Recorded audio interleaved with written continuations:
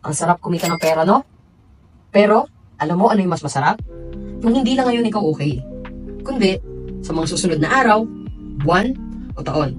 Kasi alam naman natin ang goal ng karamihan ay magkaroon ng financial literacy na tinatawag at the same time magkaroon ng time freedom. Mag-benefit tayo for a lifetime. At the same time, makikinabang din ang ating mga anak, apo, kaapo-apuhan, apo sa tuhod at sa mga susunod pa na henerasyon. Kasi aminin natin, hindi habang buhay, malakas tayo. Hindi rin habang buhay, bata pa tayo. Hindi rin habang buhay, kaya natin magtrabaho. Hindi rin habang buhay, na malaki ang kita natin. Kaya habang may chance, i-grab natin yung mga opportunity na nakikita natin. Lalo na kung makakatulong ito mag-diversify or mag-skill sa ating pinaghirapan na pera. Kaya dapat wise tayo kung saan natin ilalagay ito.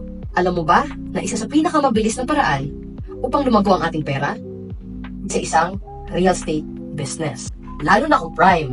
Ang ibig sabihin nito, ito ay strategically located, merong developments, infrastructures, may mga investors, may mga businesses, at andoon lumulugar ang mga business tycoon. Ibig sabihin, may growth sa economy ng isang location. Meron ako ipapakilala sa inyo, isang project sa Puerto Princesa, Palawan.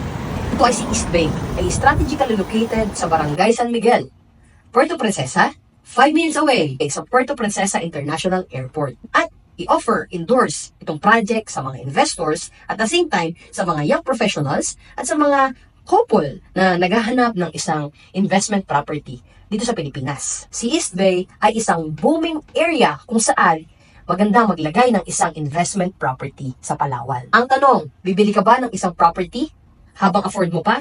Or aantayin na lang natin na tumaas ang presyo nito hanggang sa dumating sa point na hindi na natin kayang bilhin? So ito na ang sign mo. Habang malakas ka pa, habang kaya mo pa, habang malaki pa ang kita mo, at habang bata ka pa, kagaya ko. And lastly, alam nyo ba na lahat ng yumayaman ay merong real estate investment?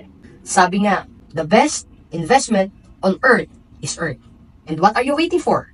Message me for more details. And once again, I am your reliable and credible one call away realtor here in the Philippines. At kapag ready ka na, tapikin mo lang ako kung mag-i-invest ka ng isang investment property dito sa Pilipinas. See you on our side, and God bless you all.